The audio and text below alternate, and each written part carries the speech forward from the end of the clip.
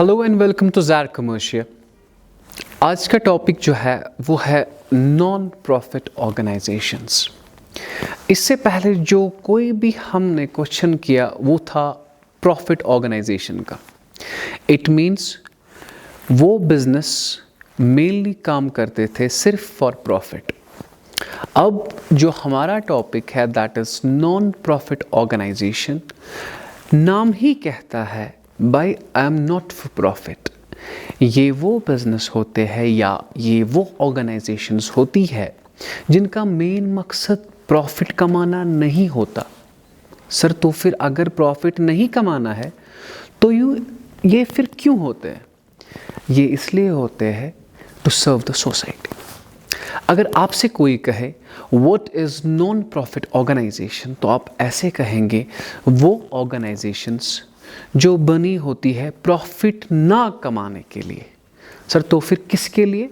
To serve the society. हम इसकी थोड़ी बहुत डेफिनेशन लिखेंगे जिससे आपको वो समझ आएगा।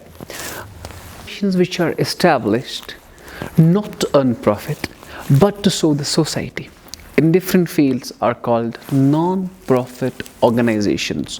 वो organizations जो कि बनी होती है not to earn profit, जिनका मेन मकसद ये नहीं होता कि वो प्रॉफिट कमाए, बल्कि उनका मेन मकसद क्या होता है? To serve the society.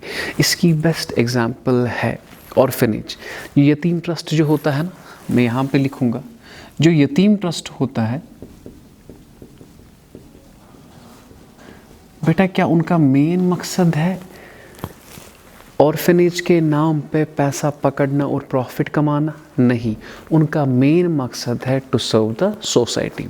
तो याद रखिए बेटा, नॉन प्रॉफिट ऑर्गेनाइजेशंस वो ऑर्गेनाइजेशंस होती है जो कि बनी होती है not to earn profit but to serve the society.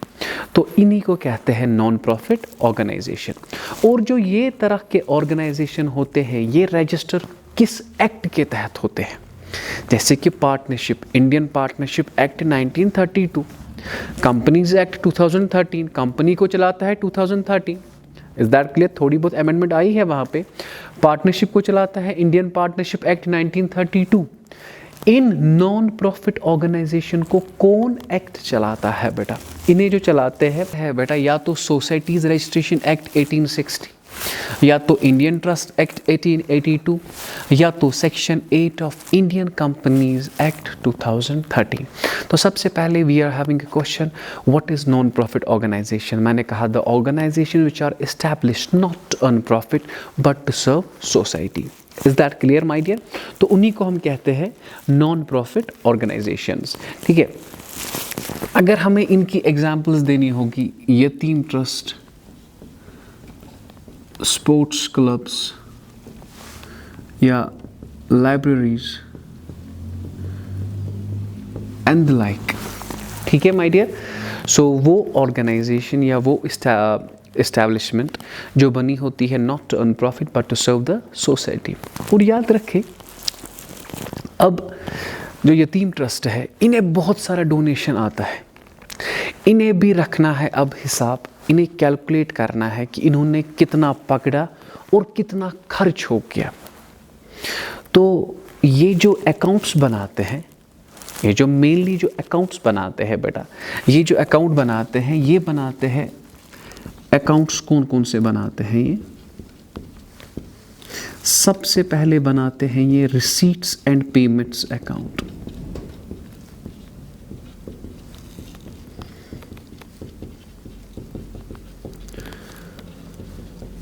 दूसरा बनाते हैं ये इनकम एंड एक्सपेंडिचर अकाउंट। तीसरा जो बनाते हैं बेटा वो है बैलेंस शीट।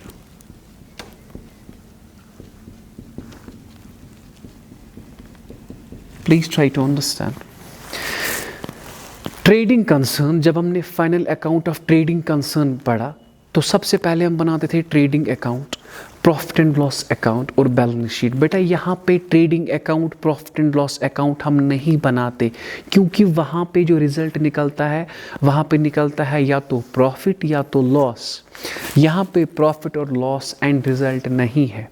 हम ये अकाउंट्स इसलिए बनाते हैं क्योंकि क्लोजिंग बैलेंस जो है वो प्रॉफिट नहीं होगी, लॉस नहीं होगी। In 1 minute, if I have to define non-profit organization, I will define it like this. The organizations which are established not on profit but to serve the society is called non-profit organization. These organizations serve the society, these organizations promote art, culture, और these organizations prepare कौन कौन सा account बेटा? Receipt and payment account, इसके बाद income and expenditure account, और बनाते हैं बेटा ये बैलेंस शीट। ओके।